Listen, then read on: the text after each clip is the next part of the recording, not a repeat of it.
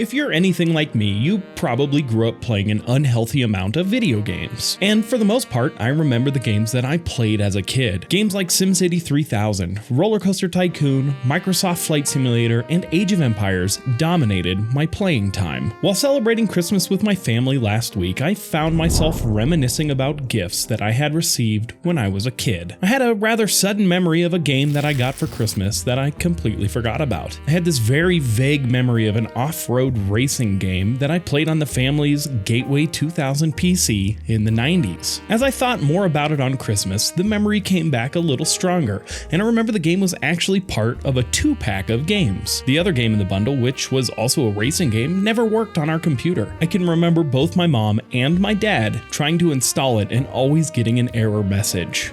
Now, as an adult with limited free time, I knew that I had to use that limited free time to find out what that game was, and more importantly, play it again. The dishes, laundry, and cleaning would have to wait. My search for this mysterious off-road racing game had to begin right away.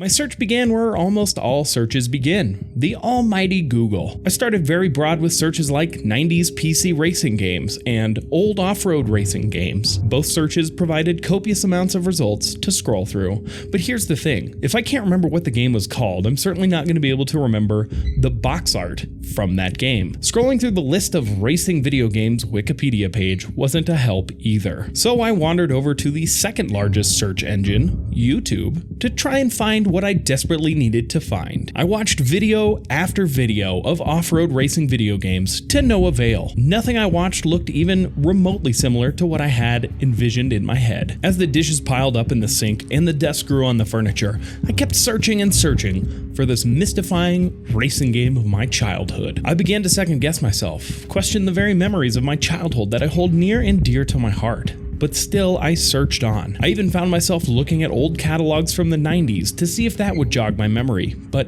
still, nothing. As my dirty clothes hamper started overflowing, I began to wonder if it was all just a dream, that there was no off-road racing game and I had imagined it. Each night I would drift off into an uneasy sleep full of dreams of a fuzzy racing game that I couldn't play. Days went by and still nothing.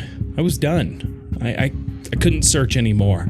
I was out of clean dishes and clean clothes. I had to give up on this memory, get on with my life, and accept that maybe it wasn't real, and it was just a dream.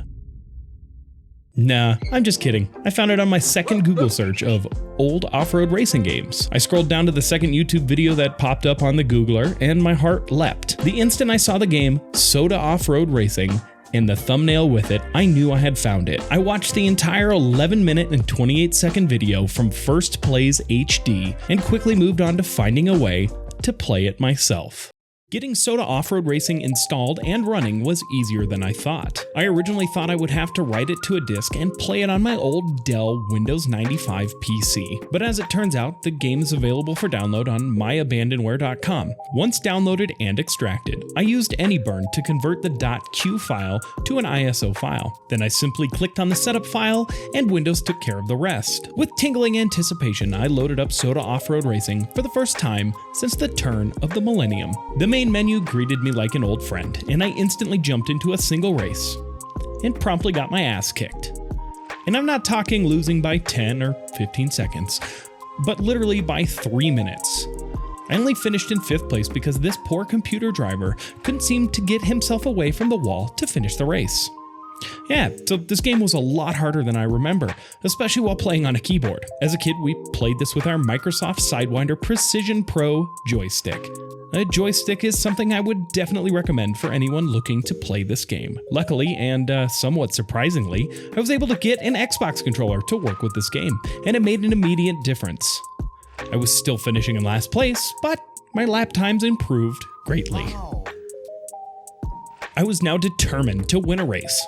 Just one race to prove to my younger self that I could still do it. However, this proved to be a little more difficult than I ever imagined. At first, I was racing on all 4 different tracks and just enjoying myself.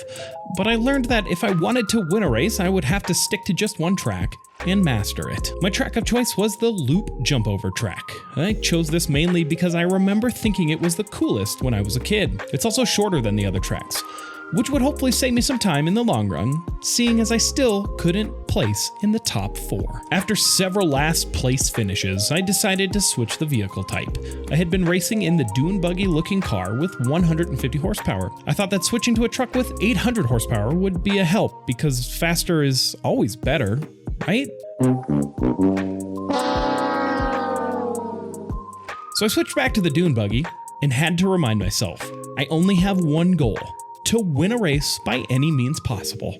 So just like with the track, I stuck with the same car type and tried to master it as best as I could. After a few more races, I changed the race length from 5 laps to 3 laps, and I even lowered the difficulty to better improve my chances. Next thing I knew, I was finishing in 4th, 3rd, and even 2nd place once. But 3 races later and still no first place, so I had to lower the difficulty all the way down and hope for the best.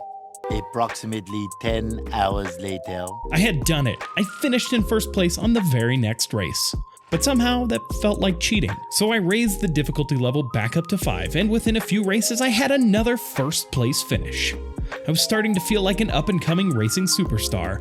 After this surprising turn of events, I raised the difficulty once again, this time to level 10. Unbelievably, after just a few more races, I was able to win a race. Well, Dick, here's the deal. I'm the best there is, plain and simple. I mean, I wake up in the morning, I piss excellence. This time the difficulty was raised to level 20.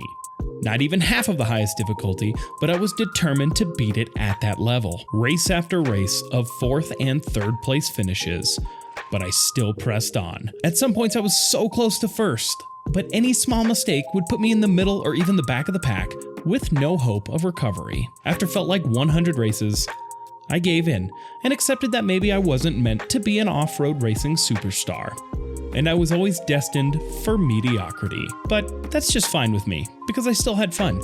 You don't need to be good at a video game to have fun playing it, and that's something I wish I would have realized at a younger age. Thanks for watching the video. If you've made it this far, maybe you want to subscribe to the channel. We've made it our goal to get to 10,000 subscribers in 2024. As always, my name is Gage, and we'll see you on the next video.